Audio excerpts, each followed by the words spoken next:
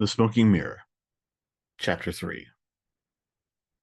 The drive to Monterrey was nerve-wracking.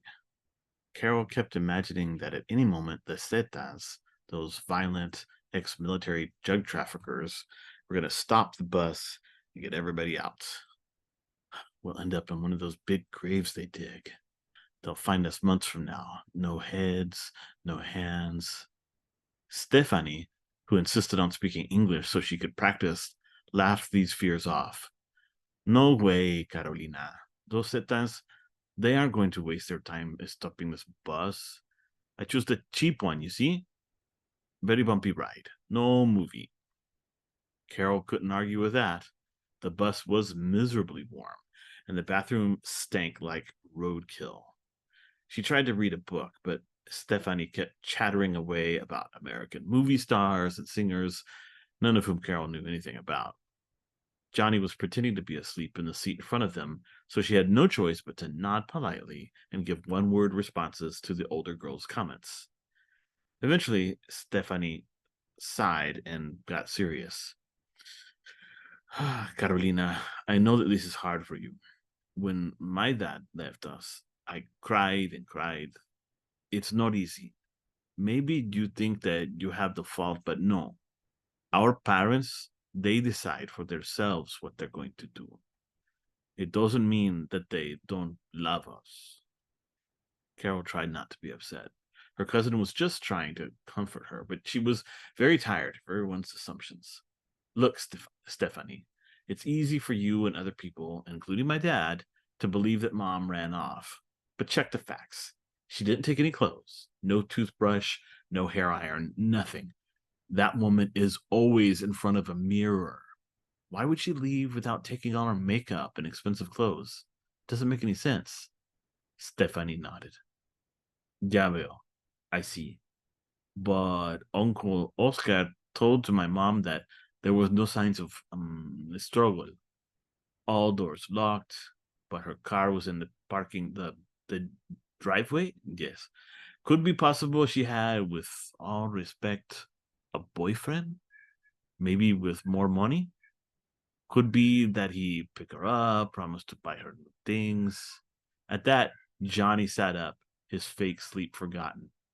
That's stupid. Mom wouldn't do anything like that. It's pretty obvious what happened. She walked to the store and she was grabbed. Same thing happened at that gas station 3 years ago. Woman was pumping gas and some gangbangers took her. Family never heard from her again till they found her body near the river. Shut up, Johnny. Carol's face felt hot. She wanted to reach out and claw his stupid, smug expression. Mom's not dead. I can feel that she's not. Johnny's hazel eyes misted over for a second. Well, it's not doing anyone any good, all this talk about stuff we can't change.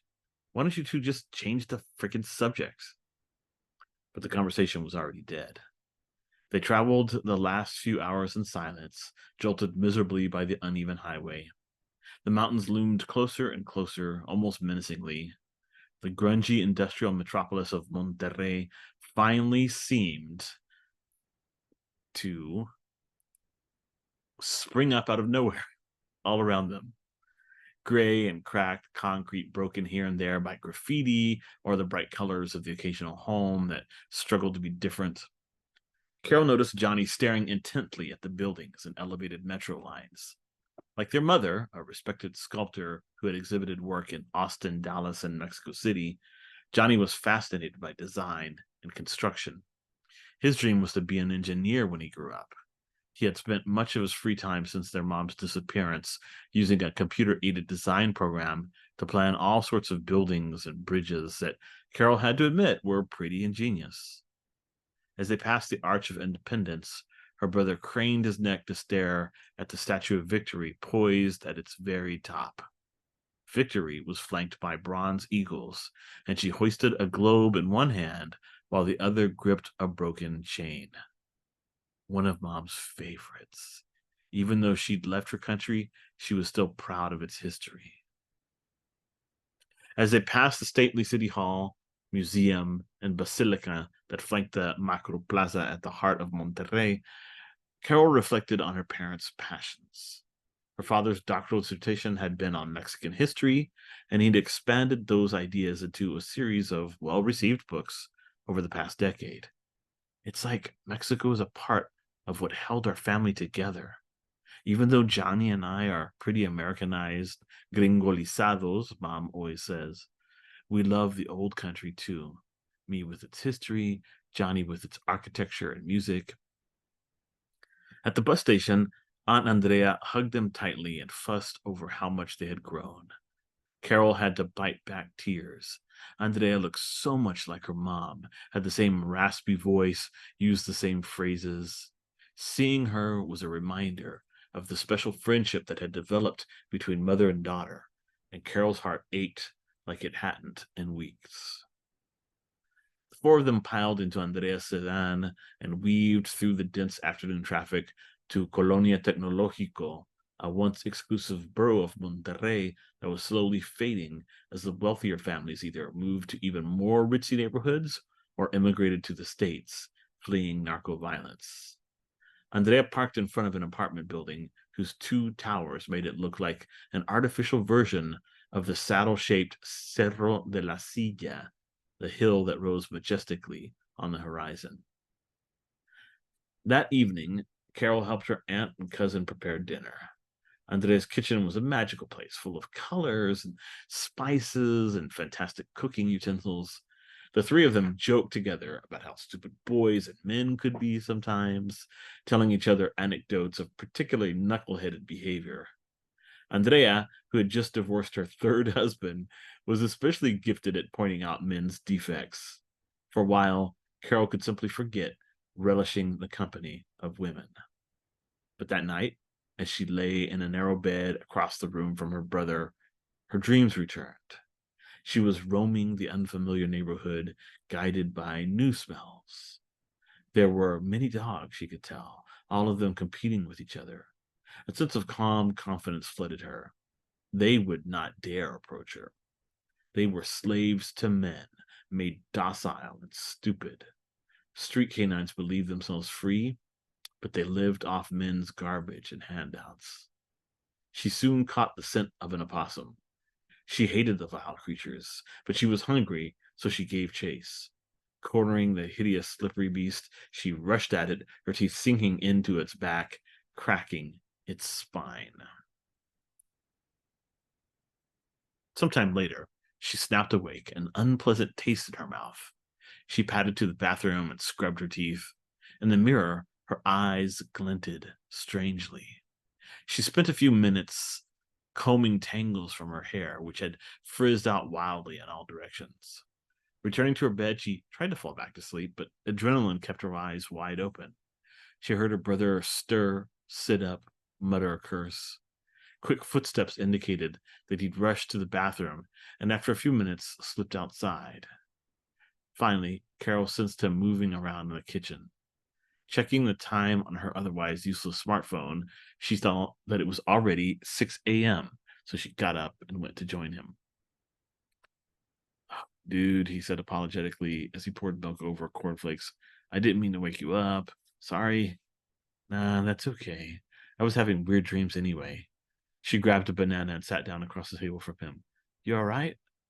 He nodded, his mouth full. Yeah, sure, he said after a couple of seconds. I guess it beats watching Dad get drunk every day. It's just. He glanced down the hall towards Andrea's bedroom. She's a lot like Mom, huh? Carolina peeled the banana and took one bite. It's tough to forget with that voice in your ears. Who said I'm trying to forget? Oh, come on, Johnny. You don't even want to talk about it. He leaned back in his chair. That's because, like I said, we can't do anything. You girls, I swear. You think you have to talk about your feelings and stuff. Why can't you just feel your feelings and leave it at that, huh? Because, you moron, talking about them makes them easier to deal with. Well, whatever. I don't think they should be easier to deal with. We lost our mom, Carol. I want to feel that. I need that pain. His voice hitched. It keeps her alive for me. Carol decided not to argue. An accustomed silence fell across the table. Eventually, Andrea and Stefani woke up, made coffee, and outlined plans for the day that included visiting a museum and a park. With the pretext of throwing the kitchen trash away, Carol went to the parking lot, trying to figure out why her brother had slipped outside before breakfast. She didn't find anything until she opened the trash can and saw a bit of clothing peeking out from under a bag. Carefully, she reached in and pulled a shirt free. It was Johnny's favorite, purchased at a Nortec collective concert he and their dad had attended 2 years previously. It was in shreds. In fact, it looked like it had been clawed to bits, and it was stained with blood. Carol didn't say anything to Johnny about the shirt. Their aunt dragged them all over the city, buying them more clothes, and even paying to get service for their phones. After they got back to the apartment, Carol spent several slower than normal hours on the internet, getting caught up with the goings on back in Donna, messaging her friends, and downloading a few more tunes. But as bedtime got nearer, she realized she had to investigate. I'll stay up and keep an eye on him. There's no way that happened to him in bed. The sheets are fine and there's no blood in the room. He must have snuck out. They both finally lay down at nearly midnight after watching a couple of dubbed movies on TV. Carol didn't have to wait long for her brother to start softly snoring. Like their dad, he was one of those early to bed, early to rise kind of people. Different from Carol and her mom, who stayed up late and slept until noon if they could. As she lay on her side, she surfed the net with her phone to occupy her mind. Nearly an hour passed in that way. She had just begun researching unexplained abductions along the border when she heard a snarl from Johnny's bed. Flipping her phone around so that its light fell on her brother, Carol squinted in the gloom. Johnny was twisting strangely in his bed, his back to her. Suddenly he bolted upright, his arms shooting out from under the sheets. Both hands were covered in fur, and claws jutted from every finger. Stifling a scream, Carol pulled up the camera app on her phone and started taking photos. Johnny's head snapped around at the clicking noises, and she watched as his face changed. His nose widened and flattened, his jaw protruded painfully, causing a grimace that revealed sharp feline teeth. His eyes glimmered redly with each flash from the smartphone. With a muted growl, he leapt from the bed and crawled out the open window. Carol hurried to look outside and saw him dashing off, hunched over, as if wanting to get down on all fours. She switched her phone to record and grabbed a few seconds of footage before he disappeared into the night. Quietly, trying to calm her ragged nerves, Carol made herself a cup of café con leche and sat on her bed, awaiting her brother's return. She looked up werewolf and wolfman and everything else she could think of. I can help him. I know I can. Despite all her intentions, Carol had begun to doze slightly when Johnny bounded through the window and curled into a ball in his bed. His tail twitched as he closed his eyes. His tail? What the? Sleep overcame the transformed boy, and slowly his body reverted to its more human shape. This time, he had not torn his clothing. Can he remember stuff from his normal life? Did he take more care this time? Her questions would have to wait till morning. By now, it was nearly 4 a.m., so Carol lay down and drifted off. She was not troubled by dreams. Carol, wake up, dude. Literally, she sat up. Johnny was lacing up his Converse high tops. He smiled at her, and for a moment she seemed to see that feral face superimposed on his features. Johnny, she said as he got up. Wait, lock the door. Excuse me? You need to see something, and I don't want Andrea walking in. Johnny raised an eyebrow and scratched his temple. Photos on my phone, dude, she explained when he made a funny face. Okay. He locked the door and sat down on her bed. What are these top secret pictures of, anyway? Your cute friend, Nikki? Oh my God, you are an idiot, aren't you? Look, you wouldn't believe me otherwise. I found your shirt in the trash. Johnny's face blanched. Wait, I can explain. Hold on. So I stayed up to see where you were going. I didn't go anywhere. Carol opened up the camera app and accessed the photos. Oh, yes, you did. Johnny took the phone and began swiping through the images, his eyes getting wider and wider. Dude, you totally photoshopped these. Yeah, in the middle of the night, on Andrea's 5-year-old computer, with my non existent image manipulation skills. That's your department, Mr. Computer Aided Design. Here, give me that. She found the video that she'd recorded of him running off into the night. How do you explain this then, genius? Johnny watched himself rush away like a creature from some 1930s horror film. He set the phone down and ran his hands through his hair. Holy crap, Carol. Yes. But it explains a lot. The strange feelings I've been getting, all the shirts I've been ruining. Carol thought for a moment about her own dreams, about waking up with the dead desert hair in her hands. She kept all that to herself for the moment. No reason to make things even more complicated. Pushing down the suspicion that something strange might be happening to her as well, she nodded. Yeah, I don't know. Maybe you caught something. Maybe you were bitten. Oh, maybe it's a family thing, Johnny finished, almost looking excited. And maybe his mom's disappearance has something to do with it. Before Carol could add her thoughts to this line of reasoning, someone tried to open the door. Hey, Carolina, Juan Angel, open up, Andrea said to them in Spanish. Johnny unlocked the door. Sorry, force of habit. Andrea waved his apology away. Kids, my sister just called from Saltillo. Your grandmother wants to see you. Picking sleep sand from her eyes, Carol tried to remember Abuela Helga's face. 4 years ago, she had suffered an embolism. Another one had followed 6 months later, leaving her paralyzed on one side of her body, confined to a wheelchair, and barely able to speak. A flush of shame crept across Carol's cheeks as she thought about her grandmother, helpless, needing family to care for her, making do with just Tia Sandra, the solterona, the spinster. When we came last summer, Mom asked me to go with her. I told her I would just stay at the hotel, watching movies with Johnny.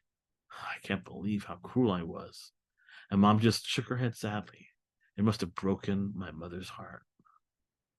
Biting her lip to hold back tears, Carol stretched with feigned laziness.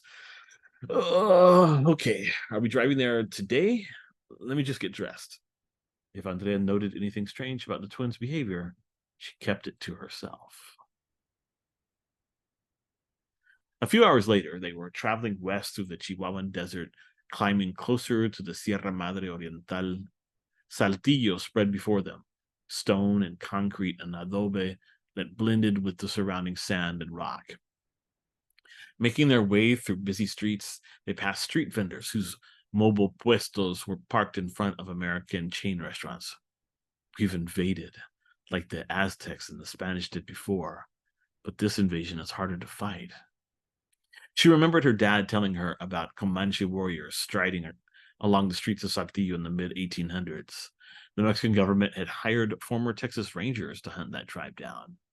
And they've been stuck with us ever since, she reflected, a little embarrassed. The English names disappeared as they traveled deeper into the city.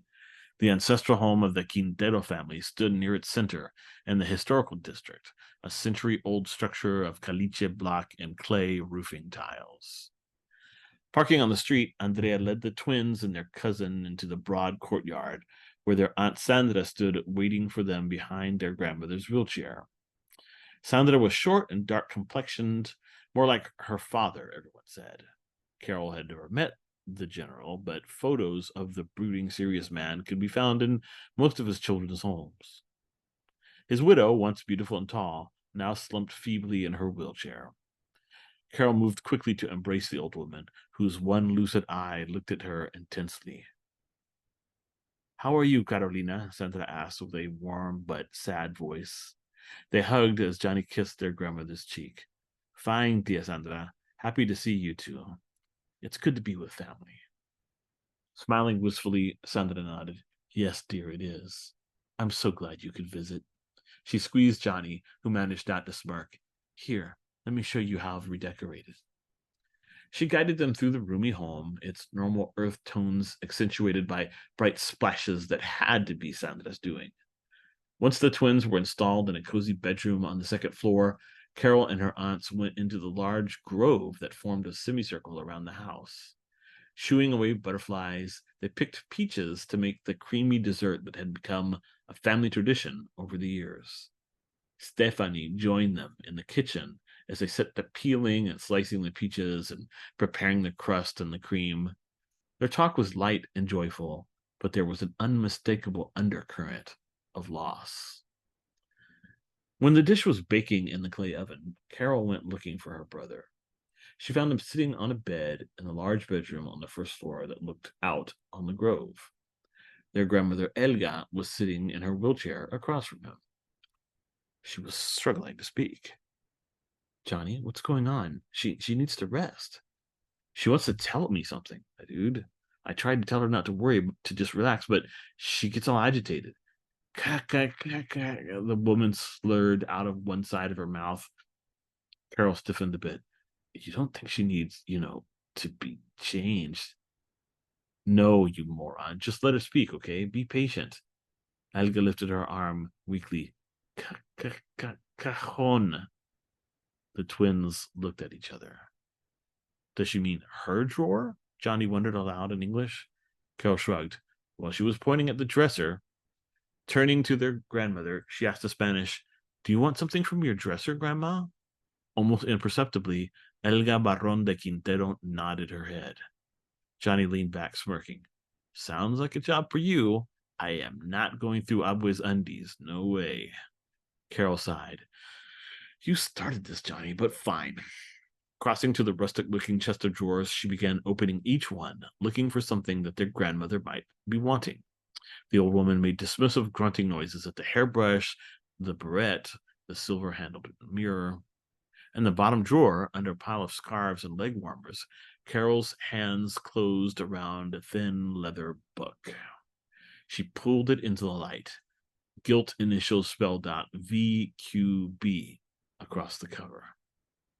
Is this what you wanted? She asked, turning around. Helga's eye lit up excitedly. VQB, muttered Johnny, thinking of his mother's two surnames. Veronica Quintero Barron.